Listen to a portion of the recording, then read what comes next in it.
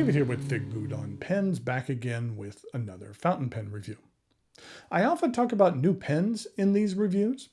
Today I have a fairly new pen from Opus 88, but I also have a relatively new retailer to share with you as well. The pen is the Opus 88 Fantasia, and the retailer is Smruti Pens. What I'm going to do today is share a little bit about Smruti pens, and then share the pen itself.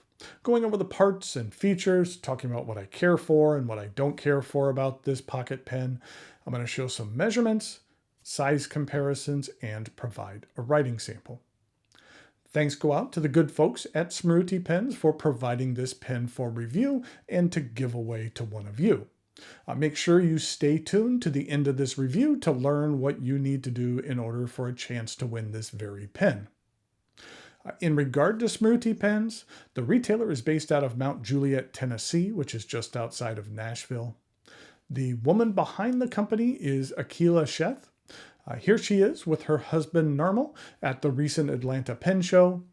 Smruti is a Sanskrit word meaning memory or remembrance.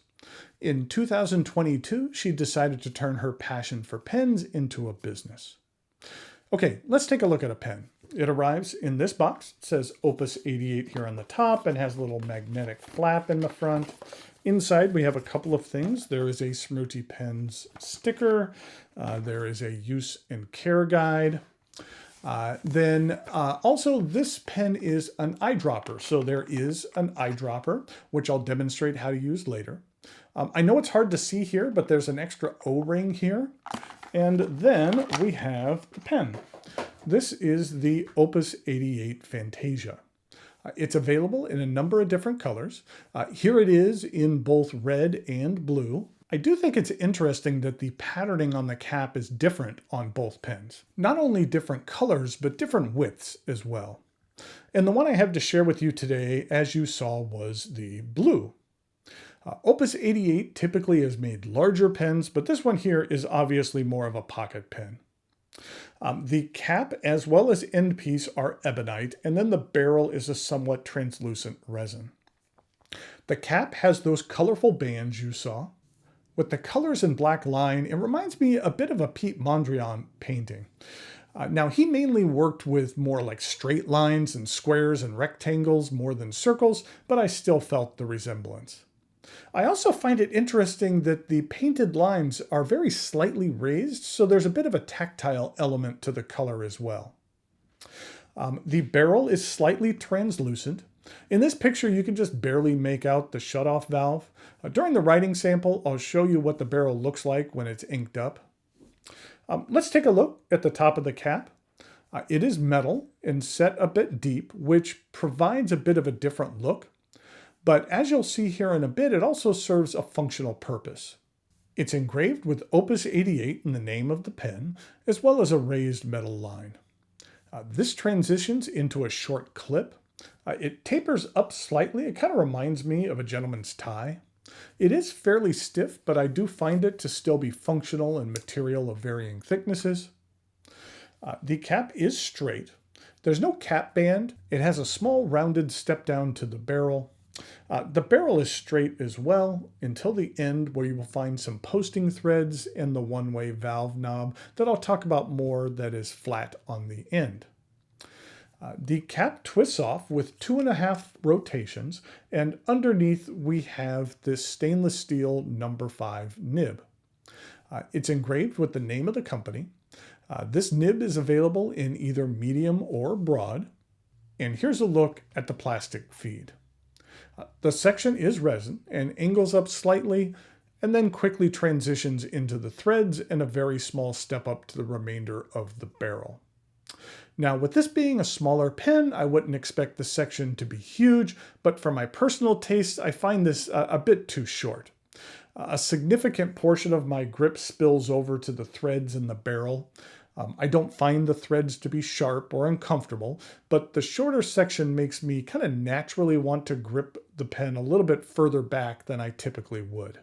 It's not a critical element for me, but more of a slight nuisance. This pen is fairly light in the hand, and it is just long enough for me to use it unposted if I should choose to do so. But you can post the cap. I'm typically not a huge fan of twist-to-post pens, mainly because there are times where the end of the barrel aesthetics are just a bit awkward. There could be kind of like these in-your-face threads, which, for the most of the time for me, aren't going to be used. The threads on this pen are more narrow and rather inconspicuous. They do a good job of hiding in plain sight. I hardly even notice them, which for me is a good thing. I also find the tapered design really helps you quickly into the correct position to efficiently post the pen, so you don't find yourself struggling to align a thread, if you know what I mean. Once you have the cap posted, the pen remains very well balanced, even with this metal in the back portion here. I don't find posting backweights the pen at all, and I find the transition from the cap to the barrel to be smooth, so it feels nice against your hand. Plus, I like seeing the colored bands here, which are the distinguishing design element of this pen. Another thing I like is that it has a single posting thread, so the clip will consistently align with the nib, which is a nice attention to detail. So yeah, I prefer to use this pen posted. Okay, let's talk about this filling system. This is a pen in which you eyedropper. I'll demonstrate how to do that during the writing sample, but it has a 2 milliliter ink capacity. And then here in the back, you have a one-way shutoff valve. Even though the knob you twist to activate the valve here is rather narrow, I don't have a hard time gripping it. Even when I was cleaning this pen and my hands were wet, the ebonite still provided a decent surface to grip the pen. I didn't find it to be slick at all. But remember when I mentioned the groove in the top of the cap had a purpose? Well, what you can do is use that groove in the engraved X here on the back and simply twist. It's a clever design. I like that the tool on the cap is inset a bit, and that helps the two pieces remain in contact with one another, which is imperative when you're using this. It'd be more difficult to use it without that design element. I find this tool to be cool, but and an interesting option. I kind of find it myself using it not because I need to, more because I could use it. It's just kind of cool. I also like that the X on the back provides 2 entry points for the tool as just opposed to having a single groove. I think the X looks a little bit more aesthetically pleasing as well. Overall, this is a fun little pen. I'll put a link in the notes below where you can find this pen at Smruti Pens, where it retails for $125, which is the standard price you'll find it at the majority of retailers. Opus 88 makes some quality, reasonably priced pens, and I feel that this one fits in that mold as well. And I feel the price is appropriate for what you receive with this neat pocket pen. Thanks again go out to Smruti Pens for providing this pen for review and to give away to one of you.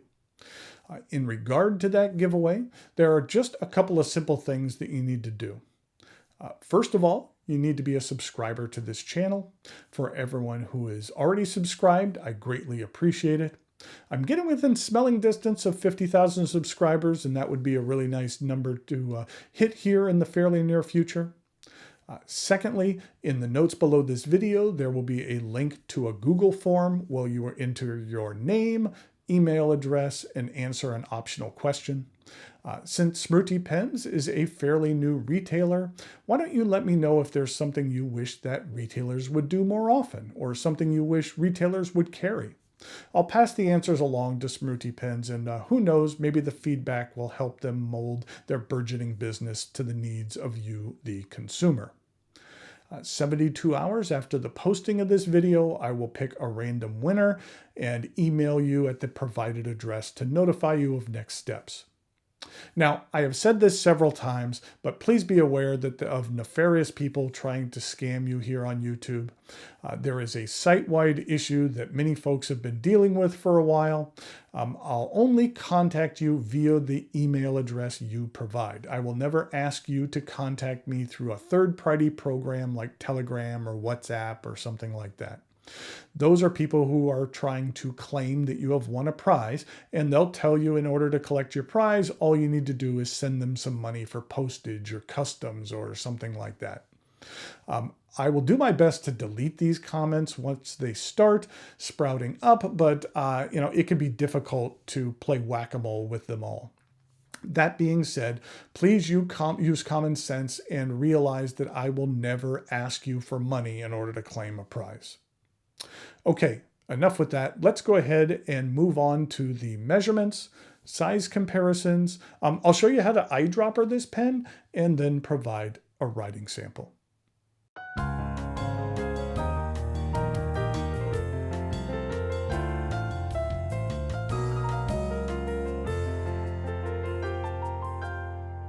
Here we go with some size comparisons for the Opus 88 Fantasia. I want to give you another closer look at those bands that are kind of nice and kind of playful. In regard to some size comparisons, this is what it looks like with an Opus 88 Coloro. And then here is an Opus 88 demonstrator. So you can see here that the other Opus 88 pens, at least the ones that I have, are significantly larger than the Fantasia. And then here it is with a TWSBI VAX 700 in the Iris. And then here it is with a Platinum 3776.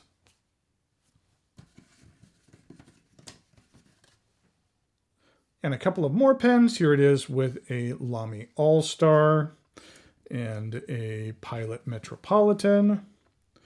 And then here it is with a Montegrappa Elmo, and this is called the Chrysiocolla model. And then uncapped as well as unposted.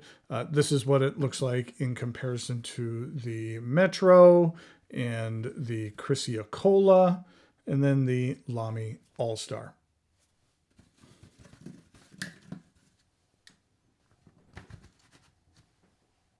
Okay, I mentioned this pen was an eyedropper, so let's eyedropper this pen.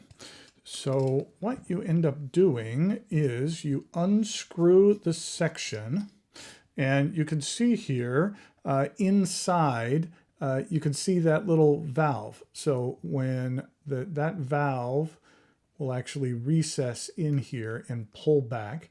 Now, it's not necessary to pull it back when you are inking this up. It's far enough away that you don't need to do that. So let me just tighten that up. And what we're going to do here is I have some Ferris wheel press ink, and we will go ahead and use the provided eyedropper.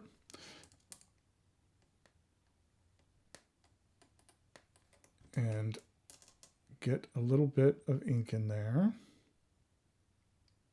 It does hold a fair amount.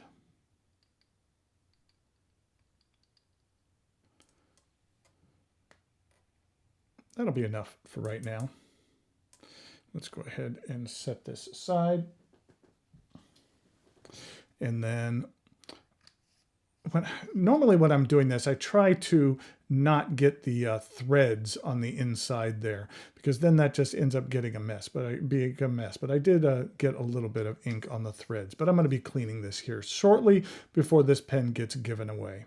So we go ahead and seal that up. And then you need to go ahead and crack the back so that the ink will then travel from the back portion here. And you really can't see that much of the ink swirling around. You can see it different in the coloration, but not necessarily swirling around. And then it takes a second for the ink to actually basically make its way through the section and to the nib. So I'm going to fast forward just a couple of minutes while that happens. Okay, the ink is now flowing in this pen, and so we're going to go ahead and get to a writing sample.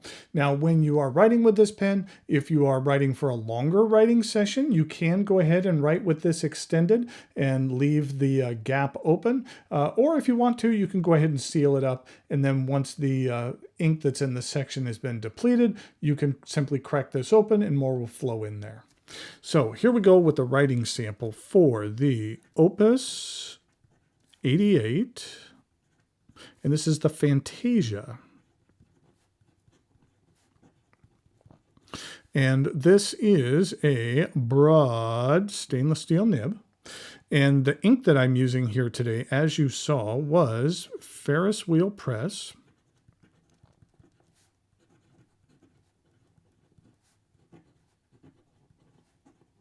And this is Bluegrass Velvet.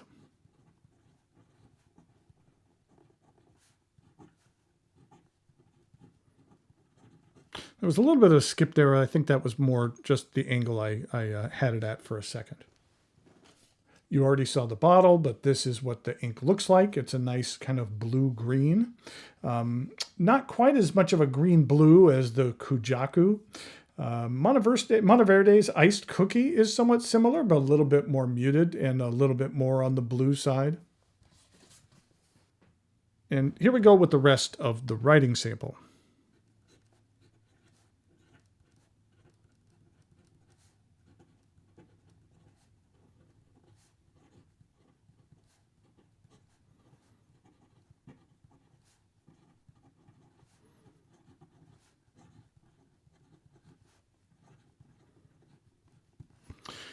This broad nib does lay down a decent amount of ink, and you can see, especially with this particular ink, there's a lot of shading to it during the writing.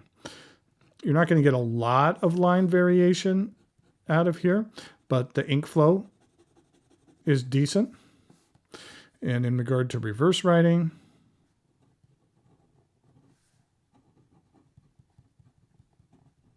it does a decent job. It's a little bit on the scratchy side. And then in regard to some fast writing,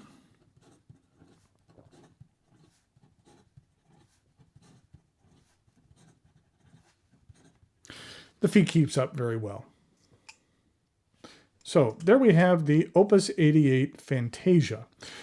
Don't forget to click on the links below to check this pen out on the Smruti website, as well as the one to the Google form in order to enter to make this pen potentially your very own.